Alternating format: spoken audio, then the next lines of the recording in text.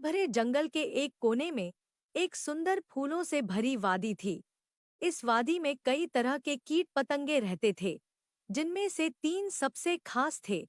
एक मेहनती मधुमक्खी जिसका नाम बिंदु था, एक खुशमिजाज तितली जिसका नाम तारा था, और एक संगीत प्रेमी टिड्डा जिसका नाम मोंटी था। एक दिन बिंदु सुबह सुबह अपने छत्ते से निकलकर फूलों का रस इकट्ठा करने चली गई।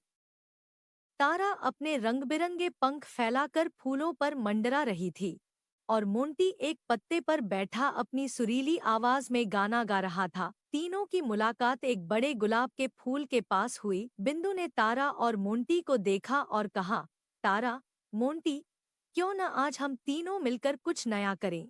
मैंने सुना है कि इस वादी के पार एक रहस्यमय बगीचा है, जहाँ के फूल बहुत ही अनोखे और मीठे होते हैं। तारा ने अपने पंख फड़फड़ाते हुए कहा, वाह, यह तो मजेदार होगा, चलो चलते हैं।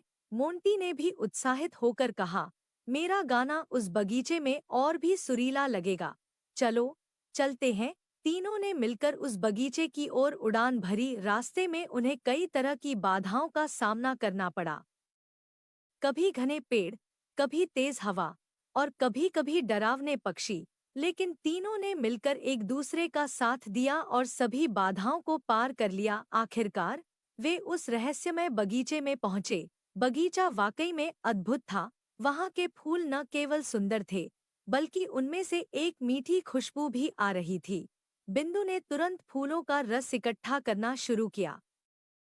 तारा ने फूलों पर मंडराते हुए अपने पंखों का जादू बिखेरा, और मोंटी ने अपनी सुरीली आवाज में गाना शुरू कर दिया। लेकिन तभी एक बड़ी मकड़ी ने उन पर हमला कर दिया। मकड़ी ने सोचा कि वह इन छोटे कीटों को आसानी से पकड़ लेगी। बिंदु, तारा और मोंटी घबरा गए, लेकिन उन्होंने हार नहीं मानी। बिंदु ने अपने छोटे पंखों से मकड़ी पर वार किया। तारा ने अपने पंखों से धूल उड़ाई, जिससे मकड़ी को कुछ दिखाई नहीं दिया, और मोंटी ने अपनी तेज आवाज में गाना गाकर मकड़ी को विचलित कर दिया। तीनों ने मिलकर मकड़ी को भगा दिया और राहत की सांस ली। उन्होंने एक दूसरे को धन्यवाद दिया और खुशी-खुशी अपने काम में वापस लग गए। बिंदु ने सबसे मीठा रस इकट्ठा किया।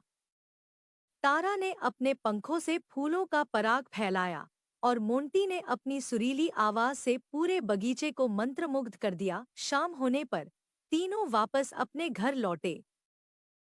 रास्ते में उन्होंने अपनी साहसिक यात्रा के बारे में बातें की और महसूस किया कि एकता और मित्रता से वे किसी भी चुनौती का सामना कर सकते हैं। बिंदु, तारा और मोंटी ने अपनी इस यात्रा से न केवल अनोखा अनुभव प्राप्त किया, बल्कि एक दूसरे के प्रति सम्मान और प्यार भी बढ़ाया। इस प्रकार तीनों मित्रों ने यह साबित किया कि जब हम मिलकर काम करते हैं, तो कोई भी मुश्किल हमें रोक नहीं सकती। उनकी दोस्ती और साहस की यह कहानी जंगल के हर कोने में गूंजने लगी, और वे सबके लिए प्रेरणा बन गए।